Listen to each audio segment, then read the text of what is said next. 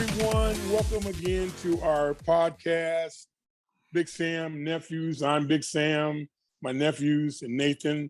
We're all here. Nathan is in California like I'm in California. My nephews are down in Atlanta, so we kind of operate this, so we're making it happen. But anyway, what's going on in the day? And it's a sports podcast, but we don't just talk about sports. We talk about a little bit of everything that comes to mind, But today, we have honored guests. I would say Tim Williams is my friend. Tim Williams, how you doing, brother? You're on mute, Tim. Did he leave? No.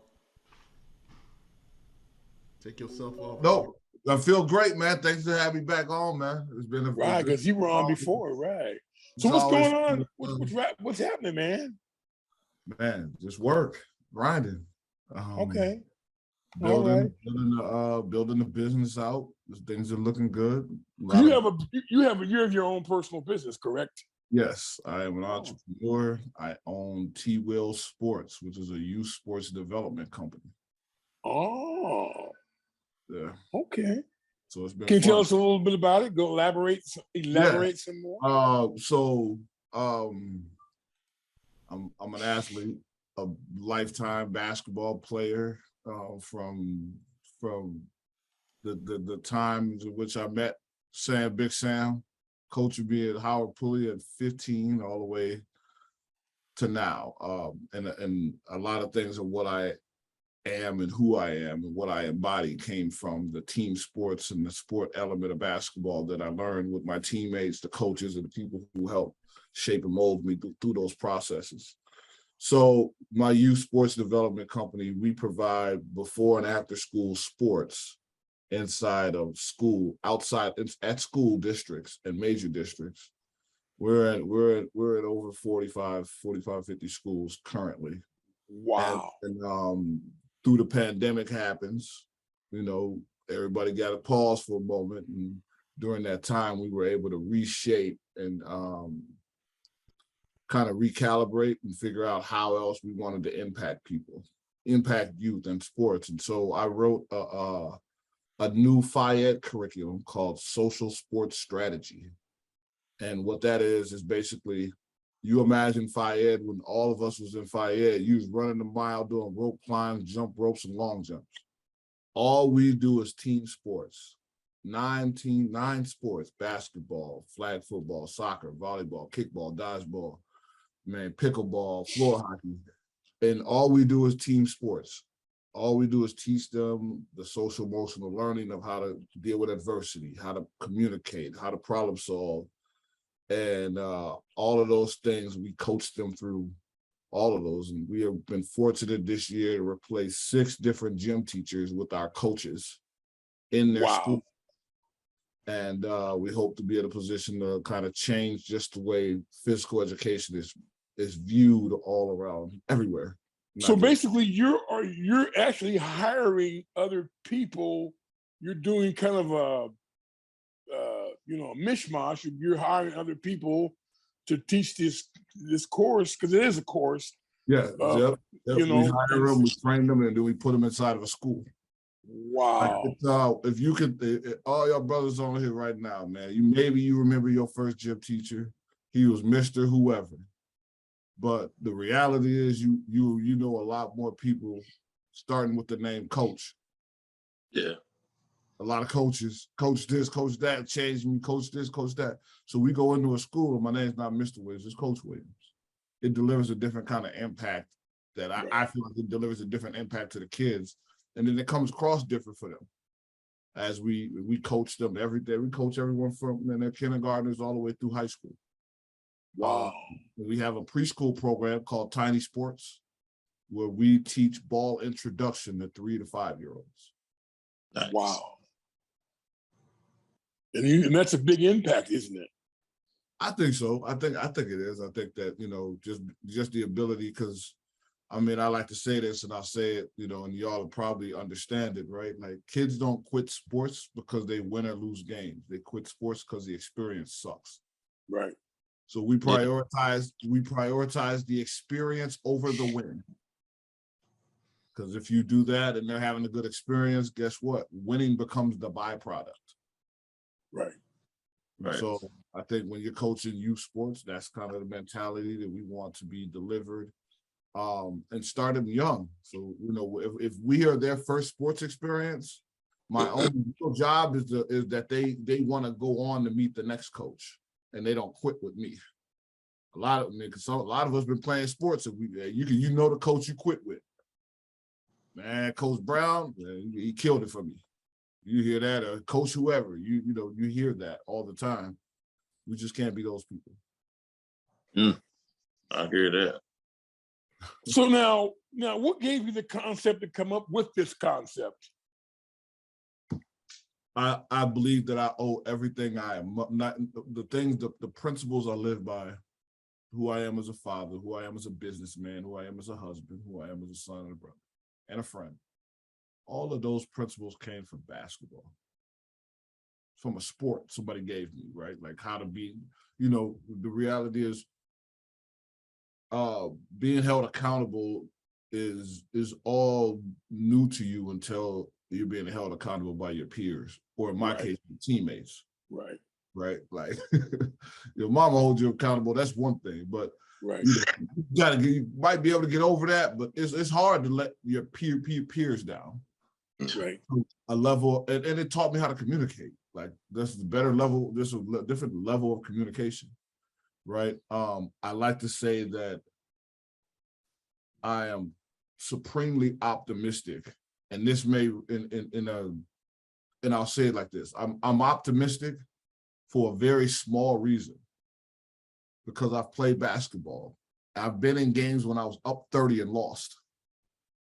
I've also been in games down 30 and won.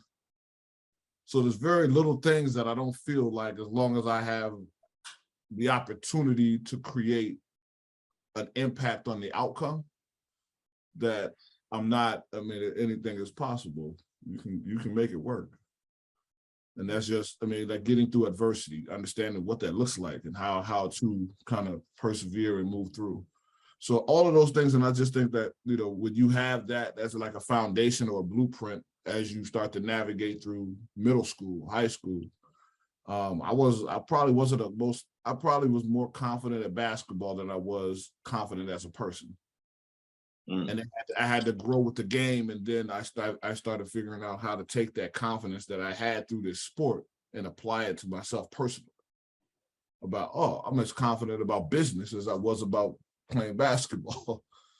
And for me, the concept is a dream pivot. I like to call it a dream pivot, right? I played high school basketball. I played college basketball. I played the CBA and the ABA. Basketball was my job for 6 years. And then when the ball was time for the ball to stop bouncing, we pivoted. I still loved the game and wanted to kind of have an impact on it. It was my job, but I wanted to have an impact. So I switched from playing and became a high school coach. Started coaching in high school, coached in college, did that for another 10 years. And then after, coaching, impacting 12 kids became not enough. I wanted to impact a greater mass, bigger masses. And so we switched from there to now let's make it a business. And I would like to say that today basketball still pays me, and I haven't shot a meaningful jump shot in 25 years. Anybody got any questions? Yes, I'm a coach also down here in Atlanta, and we me and my brother, talked all the time, during the season. And I just wanted to get your perspective as far as what do you see is probably like the biggest, I won't say the gap, but like the biggest thing missing from a lot of youth right now coming up in the sport, basketball, football, whatever. Instant gratification. It's not what's missing, it's what was added. Right? Like they may not be missing nothing, but what they got was something called instant gratification. And it's kind of a false sense of security, right? Like you can, just because because let's be real, if you coach, are you coaching high school or younger? Well, middle school, 14U. 14U. So you think, like a lot of You think that, you know, you did a crossover or you shook a guy at a field and you caught a good touchdown and that goes viral. That doesn't mean that you are that. Right. You know, we get lost and trapped. They get lost and trapped in a moment, but it's hard to fight that. As a coach, it's hard for me to dispute the 12,000 likes. Right. I mean, because everyone's looking for likes, you know what I'm saying? I can tell you the facts, but the reality is they like it. You know, But then you kind of got to go the next step further. Right. 4,000 likes gonna give you a scholarship. Exactly. I was You know, and I found myself having to tell kids, you know, it's cool to get that one shot, that one dunk. Yeah. But if you can't play, you know, common defense on the floor, like it's all for nothing. It is, and there's a moment that, you know, the world, like the landscape of youth and high school basketball is changing with social media, and now most importantly, and now most recently, the transfer portal. Right? There's a transfer portal now. So the reality is, if you coming out of high school, you're not elite, you waiting. Right. Like if you're not elite, you waiting. I was explaining to my nephew, we were having my nephew Amir, he lives with me now, so I was explaining to him about Mikey Williams. I think that's his name, right? One of the little And I was like, you know, they're like, oh man, he's so good. I'm like, no. Like, he's good, but he's not good. Like, this different level of good, right? So you start looking, and again, he does things. I was like, okay, some of that stuff. I was like, but this is not game life. I was like, I seen him play in real games, and I was like, sometimes he gets destroyed.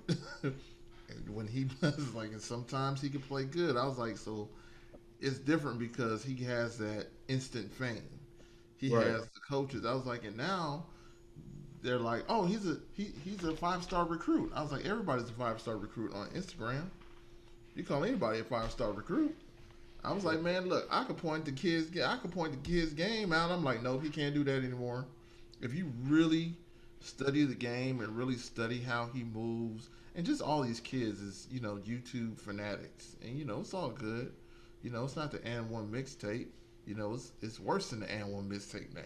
It's weird. Like you say that, right? Like I had an opportunity when I was playing. I did some stuff with the Globetrotters, and I did some stuff with the And One mixtape. I did 4 events with them, and it was probably some of the worst basketball experiences that I had. And it was, and I say this, I mean, and I don't mean that this is not a bash on any of those things. It's just I did it coming out of playing in the CBA, trying to win championships. Or the ABA, I'm competitive. I'm trying to win. But the thing is, like, the game's not the same. The rules aren't the same. Like, the integrity of real basketball isn't that. It was different, right? And so, just trying to adjust to the show aspect of it was tough. But you know, when you talk about, like, you use a kid like Mikey Williams, for example, like, part of the thing is, like, when you experience this early stuff, whether it's the finances, the NIL deals, and all of those things, you know, making sure that these young fellas and young boys and girls don't understand that he's 17 or 18 years old, right? There's still a reasonable amount of time for him to bust. Right? There's still time for that not to pan out. Right? So, like, you can't get the money and get comfortable. The grind continues. Exactly. You gotta keep going, you gotta keep pushing. There is no, you know what I mean? Like, I mean, again, like, that money might get you here, but you gotta get the second deal. I mean, you know, I even take it a little bit step further. You know, I had to sit my son down. You know, he's going to high school this year, and I had to, you know, point him out to, you know, LeBron's kids. I'm like, bro, these kids are really made it already, but you know, they're still willing to work and have that work ethic. You know what I'm saying? A lot of kids don't have that work ethic. Now, granted, you know, they can really sit down and they can really, you know, be straight for life. You know what I'm saying? But it's a different mentality when you say, you know what, hey, I really want this. Yeah, absolutely. Absolutely. There's so much in the edit that they still need to kind of understand and get there. And but I think that, you know, I think, you know, it takes a lot of grounding, right? Yeah, you know, I think coaching these kids right now is hard. Yeah. It's harder because it's not necessarily, you're not just coaching them. You're coaching them and trying to fend off all the other distractions that may come. But are they distractions or are they opportunities? Right? Like now you don't have to be good. They're a little bit of both. Yeah. You know, because you remember, I coached you for a couple of years, Tim, and I just know that you said something to me this year before I left Minnesota that impacted me, I mean, to no end. But it made me feel great. I mean, I didn't tell you this, Tim. When I got done, we were texting. When you told me what you told me, man, I literally cried like a baby, because I thought, wow. Because you remember, you just don't know if you're impacting somebody. But when you told me what you told me, it blew me. I mean, it blew me away for all the good reasons, you know. But it made me cry. I said, this dude was listening to me. But you know, you don't think they are, but in actuality, they are listening. It's so, you know? it's just like, you know, I mean, like I'll speak to my relationship with Big Sam and during the times that he coached me. I was a rebel. I rebelled everything he said. I wanted to do the opposite. I already had this figured out. I was already there. But the crazy part was like he planted so many seeds that were just planted, right? And it just took some time, and then they started, but it didn't take a lot of time. It probably took, you know, I mean, like a lot of what I became, he was responsible for by giving me the blueprint. Right then. Well, you know, I think I appreciate that very much here, but I just think, you know, for the rest of my life, I'm always going to be a coach in some way, shape, or form. I'm still coaching now, in some way, shape, or form. But you know, I'm always meeting people. But you know what I really realized a couple of months ago, I had to tell myself, you know what, God has blessed me with the talent to touch lives. And I never wanted to admit that to myself, you know, but I said, you know what, I'm not the type of, I don't know. In some ways with me, I'm hard on myself too, because, you know, I'm hard, but you know, I'm hard on myself because, you know, I got to get going. I got to always kind of motivate myself to get going. And even though I moved back to California, I haven't changed. I mean, I'll tell you what, the weather is super fantastic out here, though. I won't say that. You know, it probably will rain, but, you know, not for long. But, you know, I think honestly, it just, you know, the kids haven't really changed. They're still kids. They're still kids. Here's the problem, right? If you over 40 and you coaching kids, coaching high school, middle school kids, you forget everything you thought. Right. It's a different world. About who you were and how you grew up and how you played and your work ethic.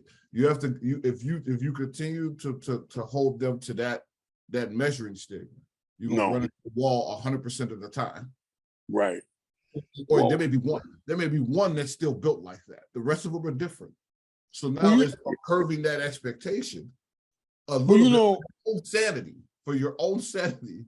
Yeah. And meet them where they are, because part of it is like we often go in. Well, you know what, Tim, what I liken it to, my father was a coach, and I just always go back to when when he was coaching, and he was always a pleasant man, always. And so now, just pleasant because you can convey the message a lot. You can't. If you're rough, you're gonna have if you have a rough exterior and you preach this stuff to these people roughly, that doesn't fly. It doesn't fly at all. And I just think I always thinking about it now. I say, well, what would my dad do, in this situation? And I think when you ease up, not easing up, being so critical, but just ease up and come at him a little bit differently, you have better results. It's what's crazy is I coach hundreds of kids a year. Hundreds of kids a year. My biggest challenge is coaching my 8-year-old son. Yeah.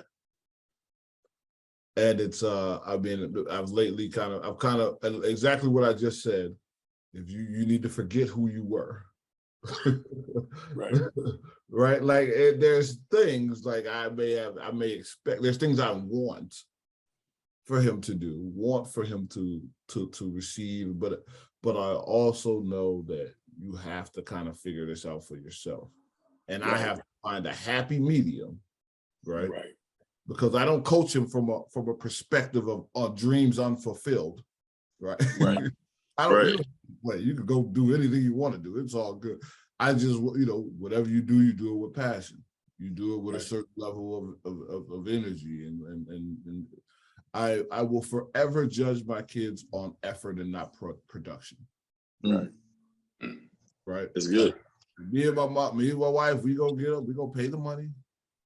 But when I show up, you better work hard. Yeah. I don't care about you scoring no buckets, getting no touchdowns, getting no hits. Work hard. Does your son play 2 sports or 3? He plays soccer, football, basketball. And oddly enough, recently this summer he got into fencing. Oh, wow. Yeah. Footwork. yeah, great, yeah. Yes. I didn't thank my wife for that, but he was really into it. He did a great job, man. Went to a fencing competition on Friday. Wow. What age? Huh? But no, I was saying, this to kind of piggyback off of what you were saying, I had to actually scrap, what I was, coming in with and actually start tailoring, what I'm saying, the I guess the message, that we're trying to convey to these kids, because you already know 14 years old, there's only a couple of things they're thinking about: phone, games, or food. Yeah. So, what I'm saying? With a lot of these kids, I had to sit down with another coach, and I had to tell them, man, look, they're not us. We came up with, with Coach Harry or Coach whoever, who was able to kind of go a little bit harder at us. A lot of these kids can't handle that right now. You don't know what kind of background they came from. You don't know what they came up, what teaching they came up with. So, you're finding yourself having to kind of tailor a lot of your messages and kind of easing back and say, hey, look, all right, come on, y'all. You're we still down by 20, but let's keep going. Let's keep pushing. You know what I'm saying? One of the things I don't know if you guys can hear me. I think I might be muted. You're good. You're good. Okay. What I was wondering is what ages you coach kids up until what age? Like through high school or what? Coach my kids? Kids in general. Kids in general. We coached them all the way up through high school. Okay. Yeah. So yeah. Person with your background, you probably come across some pretty sharp kids. Real quick, that what I was wondering is if you think that you coach kids that are at the age where it'd be appropriate to start hearing about money management. Mm. Yeah, I mean, and we're in an NIL era now, right? And that starts at high school. That could In, be local. Somebody, in the local ice cream shop might throw you some money to do something, right? So what, yes, you know, I would say probably at high school level. As soon as you start playing varsity sports. Yes. okay. I'm not Yeah. sure what NIO is, but I guess NIL it's basically your name, image, and likeness. So someone could give you money to have, like, you could get now in high school, you can get an endorsement deal with the local ice cream shop. Why? If you're a popular athlete and they want you to come have ice cream and they want that on your Instagram with your 10,000 followers. They pay you for that now. right. The reason I was wondering is because I've seen at least one ESPN 30 by 30 where, you know, guys that had made big money, you know, 50, maybe $100 million, you know, contracts, and probably came home with 60% of that, you know, there must have been, you know, 20 different athletes that had just gargantuan money and ended up going broke, and it's explained why. And I just, you know, I just don't think, I don't know. I just believe if I had a job at McDonald's, I wouldn't go broke, right? Right. And a lot of times the athletes, now I know what it's like when you're 18, 19, 20, and, you know, I didn't get $100 million stuck in my pocket when I was that age, but, you know, I mean, I did some crazy things without $100 million or $1 million for that matter, you know. So, you know, a youngster that age and all of a sudden has 50 million, then you know, women are coming at him and all this kind of thing, right? So I just wondered, you know, for instance, I'll just put this out there. It's not a finance show, but, you know, it would seem to me like the simplest thing to do would be if they hit those levels monetarily, to find an advisor, number one, that you can trust, maybe find an advisor and then find an advisor to watch that advisor, just like two accountants kind of thing, right? Right. And, you know, take that money, you've already made it, you got $100 million, you don't have to, you really don't have to make it anymore. You can find a municipal bond, right, that guarantees 3 to 5% a year, and they tend to be tax-free, right? And you got $100 million in there, 3% is $3 million a year. I mean, you could live on that or less than that and let your money grow. Just wanted to put that out there. Yeah, no, it is. I mean, part of, I think one of the barriers is when you do that, let's say you're drafted and you hit however it is that you hit, whatever numbers you get, part of it is just trust, right? Like, I mean, it's hard if I come in with this circle, it's hard to enter a new person in after I've already got it, right? Like, unless I grew up with this accountant, but if you coming from the inner city, you likely didn't. You know what I mean? So, well, the part of the problem is that the kids in the city don't have accountants. They don't have any. They don't have, you know, their mothers are just trying to get by. So these are all foreign. They're all foreign concepts. Right. Instead, I'm gonna let my cousin handle it. Right. Or they're trying to like appease their, you know, I grew up with someone like Allen Iverson's prime example.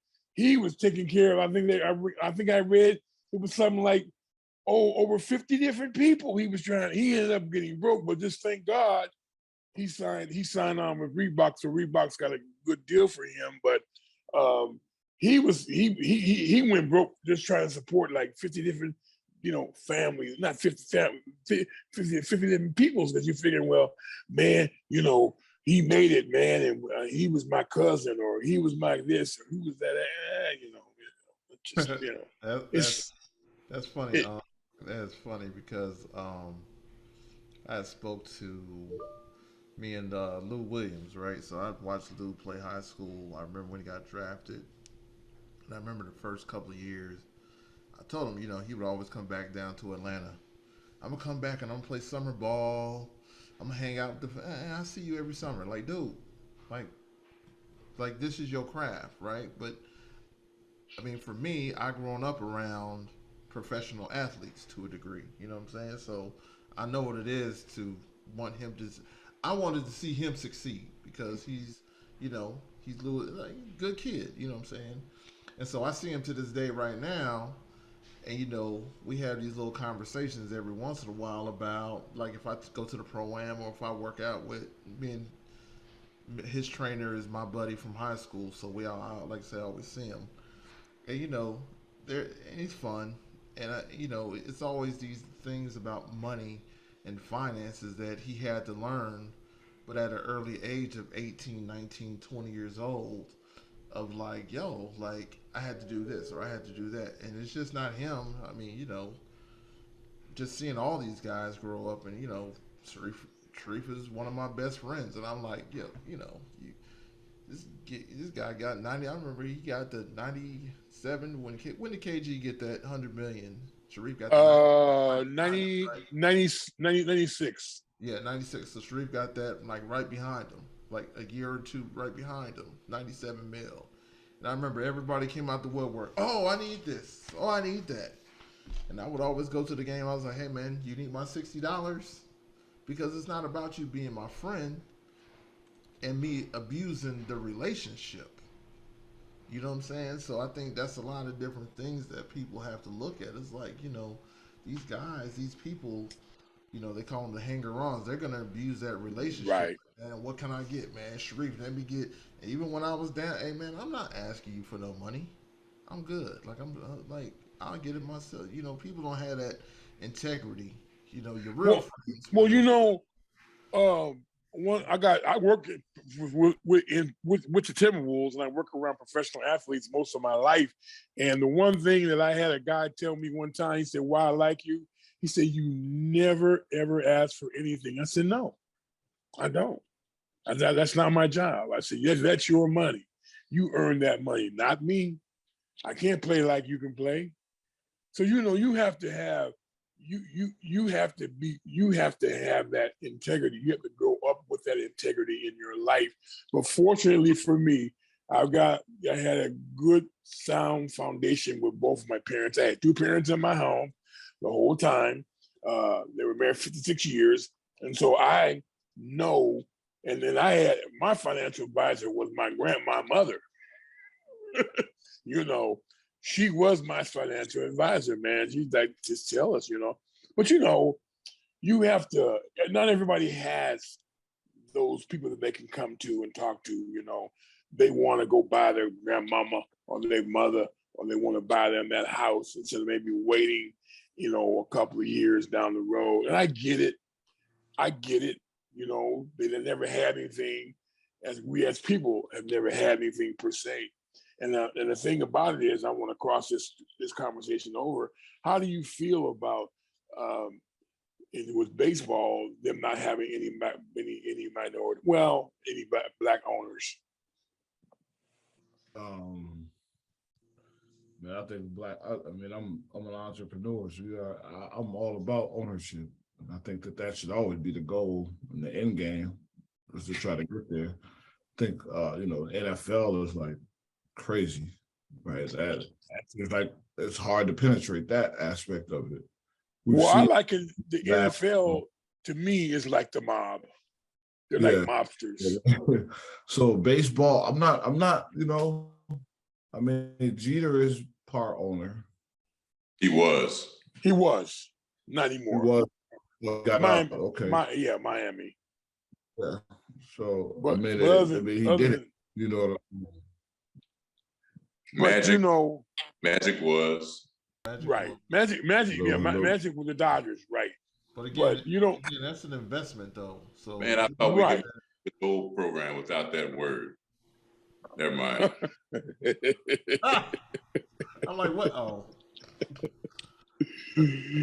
Yeah, and Nate is an avid San Francisco Giants fan. He does not like this. You just say the DODGERS. Yeah.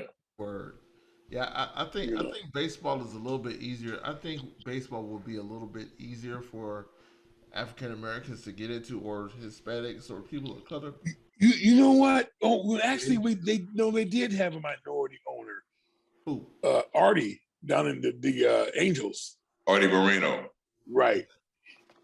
Yeah, You I, know, I think it's easier. I think it's easier in baseball, where in basketball, well, in basketball's easy, but football, yeah, football, football but is the one. I but mean, you could football's always key. you could do soccer. You know what I'm saying? You could do soccer. Soccer is actually if somebody was smart, man, they need to start. I mean, you think about the investments into soccer now because now it's big. Now they got international stars coming over. So Right, even like right. Portland, Salt Lake City, Real, all these little places, and I love them. And I watch soccer all day, every day. And I watched USA soccer, and you know they import we import Europeans here. We import you know what I'm saying? We import Mexicans, the Mexican teams. We get them to come play here. We go down there to Mexico and play. So it's you know we trade players, all of that, and then we play a big tournament. But then at the same time, you know now though that makes money because say you have say you know I have a player that's worth you know $60 million, and I could go loan him out to Manchester United for $30 million for 3 years. So I'm making revenue off of one player, and he's making a name for himself, and I get residual income off his future income. So so soccer is like, man, if people were smart, oh man, invest in soccer. Well, speaking of soccer, women's soccer, Dennis Rodman's daughter, 19 years old, highest paid female soccer player now. Oh, yeah, and she's bad. She's bad too. She bad. Oh, she bad. She's good, and Well, she you has know, a name. what do you think about this? Because yeah, you know, ownership or to have a a piece of the pie is a great goal, and you really it's tough to force the hands. These guys are billionaires and multi-billionaires, and they have a what I don't want to say a closed group, but they definitely have. There's you're on the inside or you're not, right? Right. Right. I don't know that that's only based on race, for instance, It but is. I don't know. I mean, It's I about don't the know. money I thing. think that people true enough can tend to be comfortable with Well, think like about it, Nate. They I think are. They are I comfortable with think somebody that looks like them. well, not just well, could be, but I think also, you know, somebody like that might look like you and me, for instance, but it happens to be a billionaire, and there are a few of them now. I Right. mean, they don't spend time with us. They don't spend time in our neighborhoods. They don't, No. talk about the same things that we talk about, for instance, right? No, of course So not. I think that money kind of gets you into that crowd, kind of, It does. Okay, It so there's does. a couple of qualifiers. But what my sort of premise is that reference ownership, maybe just maybe, there can be a sort of a soft nudging instead of trying to kick the door down. Because it's Right. the door to kick down. And what I mean by soft nudging is, well, like the premium players, in the NBA and NFL or whatever, so, okay, well, this team has, a minority owner that I don't know is a woman or is of color, this kind of thing. So you know what? I'm going to put them at the top of my list to sign there as a free agent.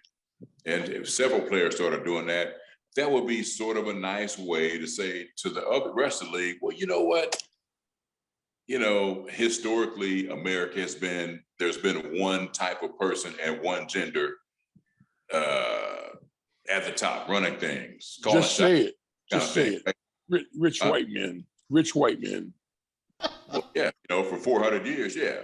So if the leagues showed an open-mindedness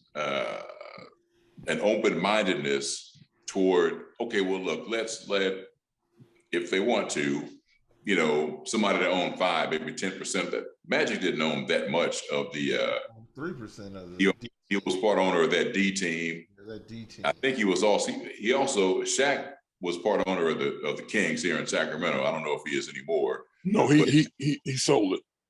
Okay, right. So, like a minority on just, 10% or less sort of thing, And that would be sort of a nice nudge in, I think, the right direction. That's the way to kind of maneuver the door, get a foot in the door, and then like Jordan, who owns, I think Jordan owns 100% of Charlotte, I think, or he's majority owner, that's for sure. Yeah, he's a majority owner. See, right. I think he didn't start that way. He owned 10, 20% in the beginning.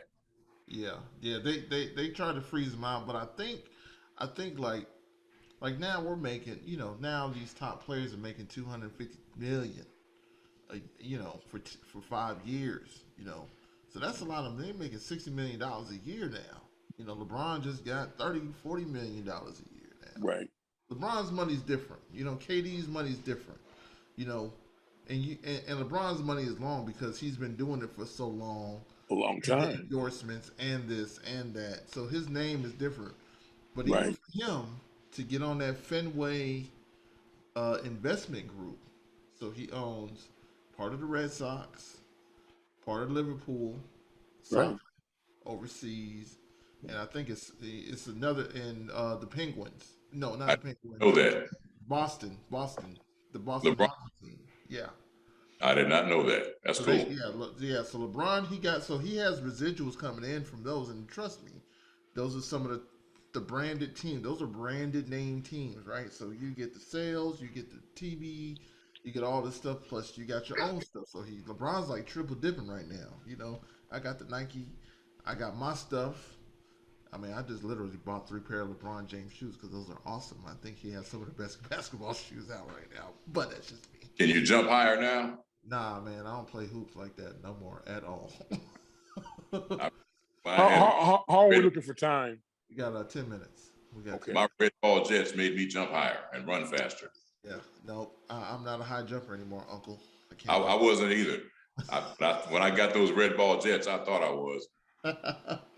But I think like Tim was saying, the athletes don't look at this as a business, and being around, and this goes back to my youth, and then talking to my uncle when I was young. I remember I don't know if you remember this, Uncle. We had a conversation about what if you go to the league, right?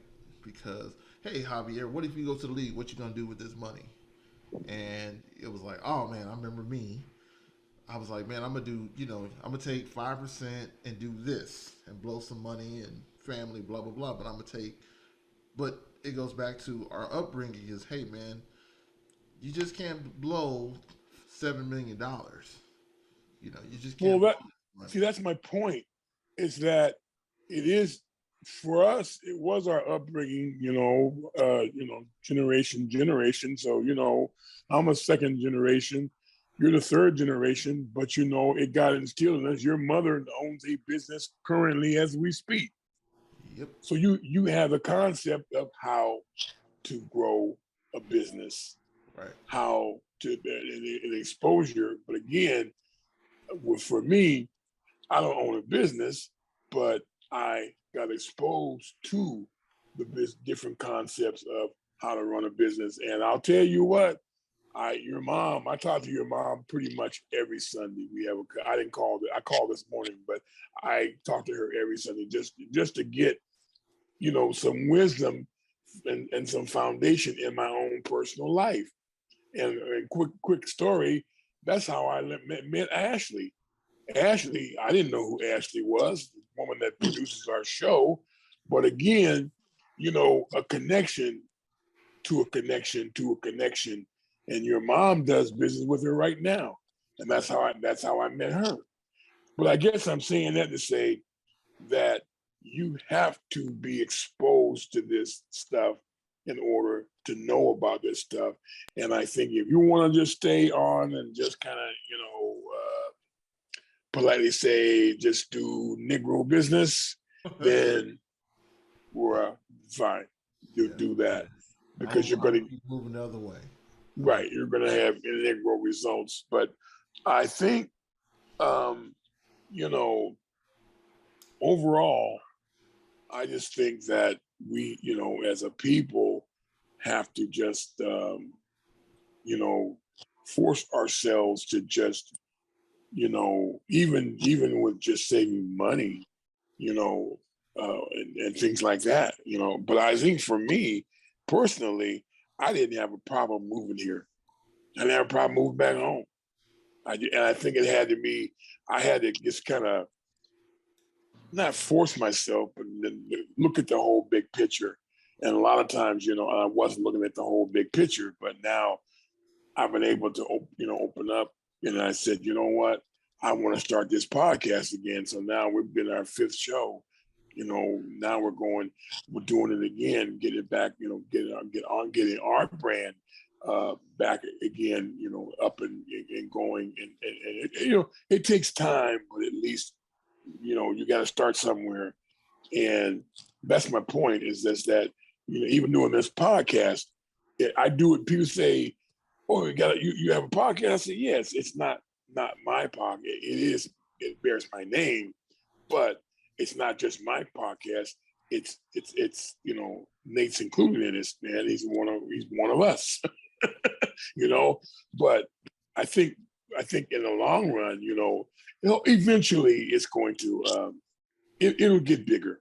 It'll get bigger and then get bigger. And we have to just be consistent about putting our shows out and getting them produced, and things like that. And it just, Tim's gone, but I've having known guys like Tim, I know a lot of people in the business, in not just basketball, but just in the business period. And I think, and it's not a problem, because I've reached out to a couple of guys that said they didn't want to do it. No problem.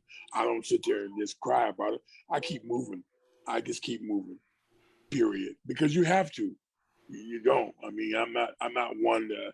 I think sometimes, we just say, well, he didn't accept my invitation. It's just an invitation, dude. I keep it moving. Right. So I think sometimes, you have to have that mindset to just not want to lose.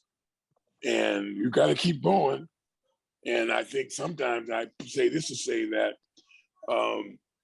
coming back, I say home, California is my home.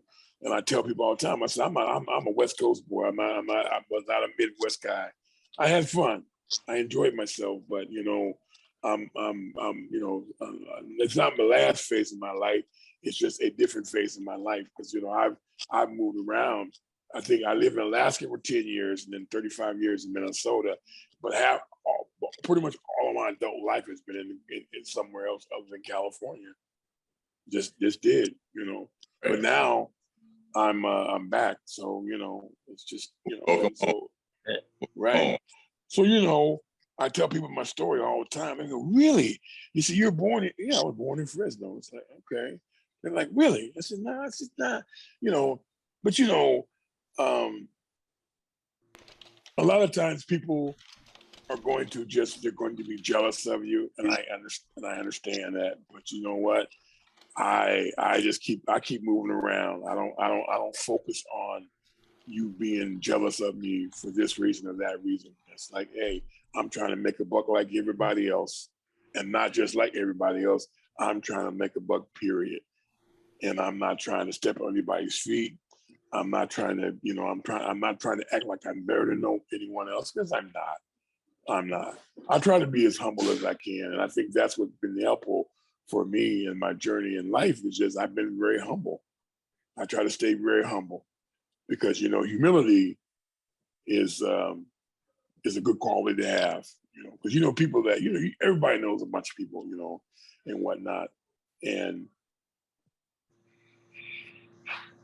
And so it's just kind of, I don't know, personally, I'm just like, I just try to be as humble. And then sometimes if I find myself getting besides myself, I have a talk with I have to check myself all the time.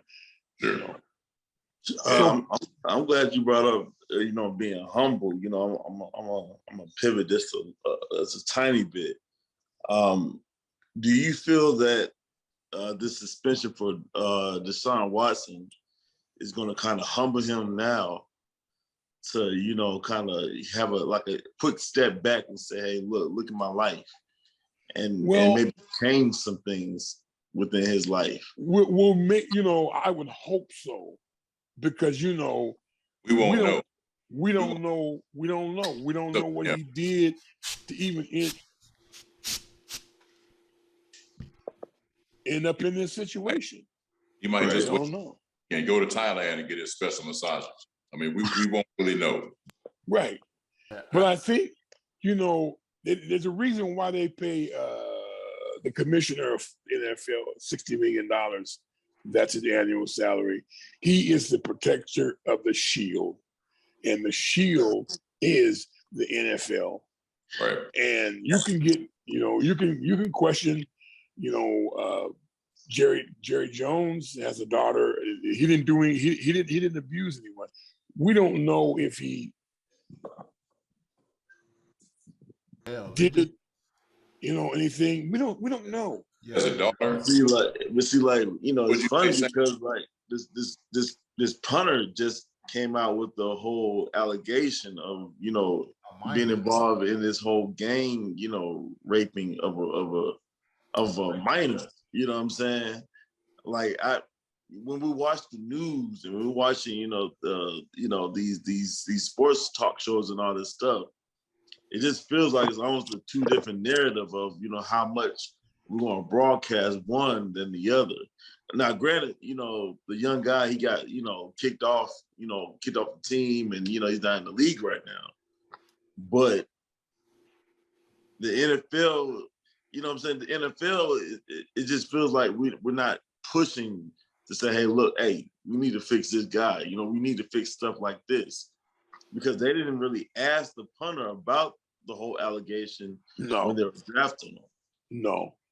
Well, let me tell you how NFL works. NFL is going to just say, we're just a business, and period. We're not going to get involved in that, because they have this little seminar every year for rookies that come in, right?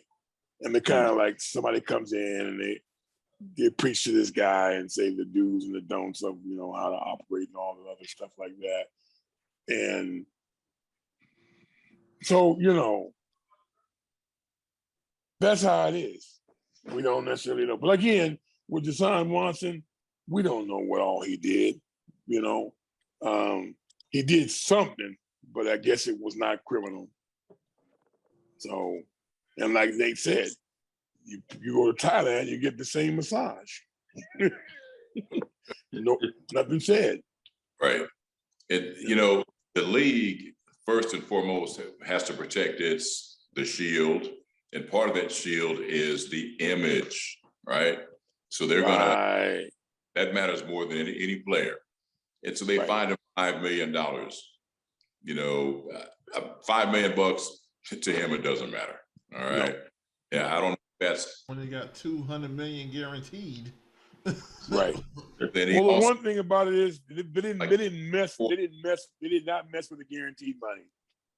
There were 24 complainants altogether, and 22 or 23 of them settled, and I think it was for $100,000 a piece. So that's another 0.2 million or 2.3 million. The one woman that has not settled, because she basically is just said, you know what, she wants to hear an apology from him, an open apology, and she might get one, she may not get one. Not going to get one. Right. I mean, she's going to get one. If I was Deshaun Watson, I wouldn't say nothing. No, she won't get one, not directly, because I'm just going to take a wild guess. I'm not an attorney, but I want to take a wild guess and figure that would make him, that could potentially make him guilty, liable to another greater degree. Not really guilty, but liable to a greater degree. Yeah, right. And he may say, well, you know what, just quietly, okay, here's 150, and you know what, I'm going to be on the 6 o'clock news tonight saying something like, men should stand up and be the leaders of society and not do anything that might make people question whether or not we're moral. Right. Guys. And, you know, generally speaking, as a man and as a male member of this society, you know, We should stand up. And from this point forward, I'll make sure that I stand up. Okay. I didn't admit anything. I didn't apologize for anything. You know, I'm talking about to society in general, about men in general. That's all. He would be crazy to say more than that. Right. Right. Yeah, I seen a clip on Instagram. I don't know if y'all saw this, but and I try not to watch all this stuff, but it was him and one of the ladies who was alleging him or something like that. And was playing basketball on a hoop inside the house, and she had on like this maid dress or something like that. And the caption was, you know, did she did he ask her to do this or did she volunteer to do this? And I'm like, you know, like this stuff is, you know, and it's recorded. So I'm like, you know, if there was inappropriate anything as a massage and it was recorded, this will be one of the things that would be like, look, this is what happened. And again, I'm not saying he did or didn't, and I have no idea. I pray that he didn't do it, you know, and just because, you know, he wanted out of Houston, and then you know, Right. the best friend is the prosecuting attorney, is the attorney who's representing all the women. Right. You know what I'm saying? So it looks a little fishy, but hey, man, you know, like I say, hopefully he didn't do it, but if he did, hey, man, shame on you, dude. Like, Hey, I'm just Right. saying, it's just real funny that, you know, you get one chick that actually, you know, gave the massage or whatever, did the whatever, and then all of a sudden she tells another chick, and then another chick comes along and say, hey, well, I can give you a massage, but I heard you broke, Stacy off, $20,000. You know, I'm down to do that too. Like, it's just it's just a little bit, ironic. You know that I see kids like, you guys know I'm a teacher, right? I see kids, many men that have just given up on dating. It's like, nah, and the general reason is I don't want to do. I'm talking about, 15, 16-year-old kids. And nah, I don't want to get Me Too. You see, and you know what? I think the Me Too movement was it was an important thing. no, you're right. You're right. I mean, there are some rascals out there that abuse or, sexually abuse, whatever, this kind of thing. And they need to be stopped. They need to be stopped. Yep. But there's also the risk on the other side of that. Sometimes people want to get paid, right? Right. And there's always gonna be that influence of money. Bill Just Cosby, example. I'm Right. not saying he didn't do wrong in some cases, but I believe that, he had a reputation like he likes to knock them out, so you go to his, and drink his Kool-Aid and let him. Well, you know what's really funny, Nate? Years ago, when I got out of high school, I went to junior college and then went to Consumers River College. So there were 2 summers in a row. My freshman year and my sophomore year, I worked in Lake Tahoe, good old Lake Tahoe. Well, look who was in the nightclub, the live band was Bill Cosby was in there. Oh, snap. Thank you so much. So he was not in the band, but like on stage or something? No. When he would get done performing, he would go with somebody, him and his people would drive him down the road to this nightclub, and he was in the nightclub. Every night, I would see him in there. So then I started thinking, I said, well, wow, what was that all about? But again, we don't know. We don't know. I wasn't there. I don't know. I can't say because I'd just be speculating. Yeah, we never know. We never know. No, we never know. How are we looking for time? We got 1 minute. Okay. want to thank everyone. I want to thank Tim Williams for coming on and he was our guest this week. And then also want to thank Nathan. Nathan's one of our hosts, and want to thank Javier and Parker, you guys. And we do this. Please subscribe to this show. The show comes on every week. We do it every week, and it probably I'll have to see what day I can. Maybe the same time next week rather. Wouldn't hurt to hit that like button either. Right, but do that. Always do that. Always do that for us. Always hit the like button. So anyway, I want to thank everyone. Good night. Goodbye. Well, night for you all in Atlanta, but it's definitely nighttime. Right, it is. Right. So anyway, we'll see you all next week. Bye. All right. See you. All right.